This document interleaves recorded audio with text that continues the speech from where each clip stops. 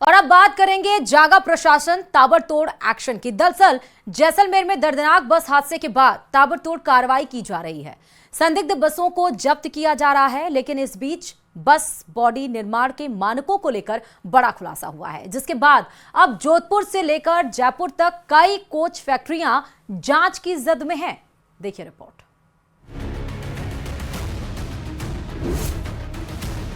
जो सरकार के नियम है उनके अनुसार ही गाड़ी बनवाते हैं।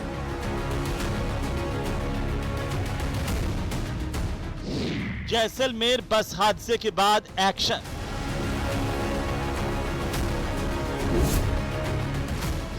जैनम कोच क्राफ्ट पहुंची फॉरेंसिक टीम।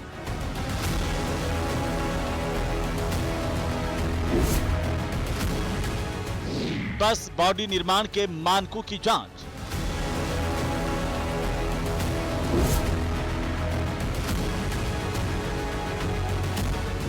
जोधपुर के जैनम कोच क्राफ्ट में पहुंची फॉरेंसिक टीम ये पता लगाने की कोशिश कर रही है कि आखिर हादसे की असली वजह क्या है, क्योंकि ये बात सामने आई है कि बस को मॉडिफाई करवाया गया था और मॉडिफिकेशन का काम यहीं पर हुआ था। यहां अभी भी कई और गाड़ियों को मॉडिफाई किया जा रहा था।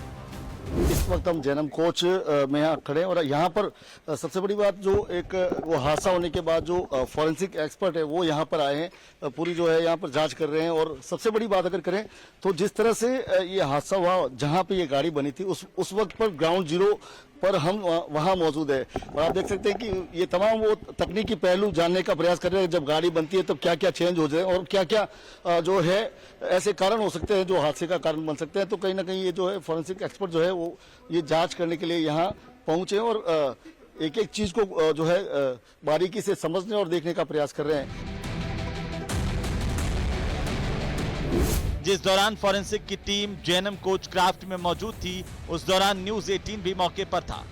हमारे संवाददाता ने ग्राउंड जीरो पर देखा कि कैसे बसों को मॉडिफाई किया जाता है और फिर कैसे उन्हें सड़कों पर दौड़ने की परमिशन मिलती है। ये गाड़ी में ये इमरजेंसी एग्जिट है, जो नियमानुसार जो 4 एग्जिट होने चाहिए, जिसमें 3 इमरजेंसी एग्जिट और एक जो पहला जो महत्वपूर्ण जो गाड़ी का एग्जिट जो एंट्रेंस होता है वही एग्जिट होता है। वेंटिलेशन को लेकर भी रूल है कि गाड़ी के अंदर 2 वेंटिलेशन हॉल होने चाहिए। लगभग ये गाड़ी तैयार है, कोच बनकर भी जो है तैयार है, लेकिन जब गाड़ी के अंदर अपन जाते हैं तो सबसे पीछे आप देखेंगे कि जो सबसे लास्ट में एक जो इमरजेंसी एग्जिट बना हुआ है, ये देखिए आप, जो गेट है ये इमरजेंसी एग्जिट है। इसके अलावा जो दो गेट है उसमें ये कमी है कि जैसे ये गेट है, ये एक जो कोच बना हुआ है उसके अंदर जो है, इसके कोच के अंदर जब कोच को खोल के जो है यहाँ से यात्री इस इमरजेंसी गेट से बाहर निकलेगा।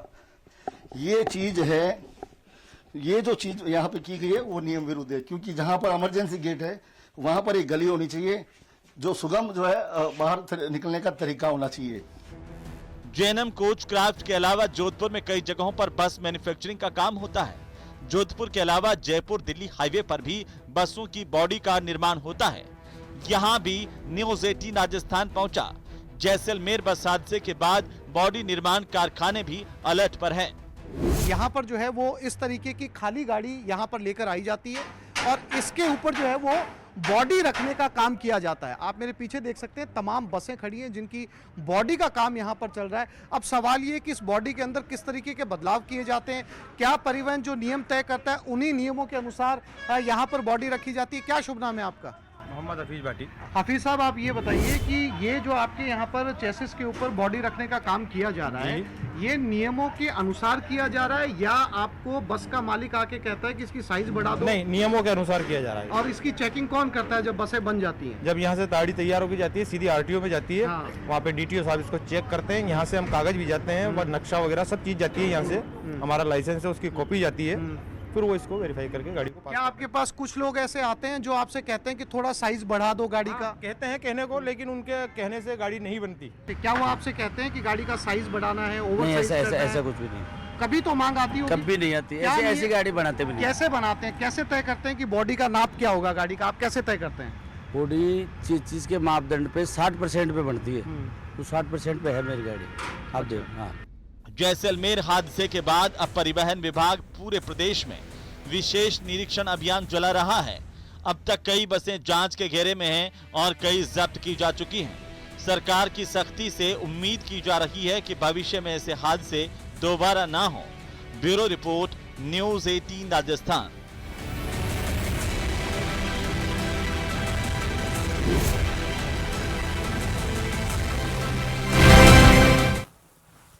और चलिए अब राजधानी जयपुर से इस वक्त की बड़ी खबर मिल रही है। राजधानी में लॉरेंस गैंग की फिर से धमकी मिली है।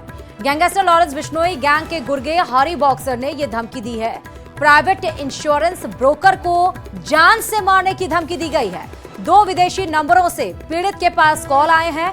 पीड़ित और उसका परिवार 5 से 12 अक्टूबर तक कनाडा में थे। नारायण विहार थाने में पीड़ित ने ये एफआईआर दर्ज कराई है। तो राजधानी में लॉरेंस गैंग की फिर से धमकी सामने आई। लॉरेंस बिश्नोई गैंग के गुर्गे हैं हरी बॉक्सर, उसने धमकी दी है। प्राइवेट इंश्योरेंस ब्रोकर हैं ये, जिनको ये धमकी मिली है जान से मारने की। 2 विदेशी नंबरों से उनके नंबर पर कॉल आई और पीड़ित और उसका परिवार 5 से 12 अक्टूबर तक कनाडा में थे। हालांकि अब नारायण विहार थाने में पीड़ित ने ये एफआईआर दर्ज करवा दी है। ज्यादा जानकारी के साथ संवाददाता हितेंद्र इस खबर पर जुड़े हुए हैं। हितेंद्र, एक बार फिर से लॉरेंस गैंग की तरफ से एक धमकी भरा कॉल आया, अभी इंश्योरेंस के पास। बिल्कुल, 2 विदेशी नंबरों से जो है ये व्यक्ति जो है प्राइवेट इंश्योरेंस ब्रोकर हैं। इनको जो है कॉल आए लगातार और उसमें जो है लॉरेंस गैंग की तरफ से धमकी दी गई है। उन्होंने खुद को लॉरेंस गैंग का साथी बताया और जो उसका गुर्गा बताया जा रहा है हरी बॉक्सर, उसने जो है ये धमकी दी है और 2 विदेशी नंबरों से इनके पास कॉल आई थी। और इनका जो परिवार है वो भी अभी 5 जो पीड़ित हैं उनका परिवार 5 से 12 अक्टूबर तक जो है कनाडा में ही था, वहीं अपने नाते रिश्तेदारों के यहाँ था। उसके बाद जो है इनको ये धमकी दी गई है और फिलहाल जो है नारायण विहार जो थाना है, जो अभी नया ही बनाया गया है, वहां पर जो है यहाँ एफआईआर दर्ज कराई गई है और पुलिस मामले की फिलहाल जांच कर रही है। नहीं तो जी, धमकी भरी कॉल आई उस टाइम ये और इनका परिवार ब्रोकर वो कनाडा में थे?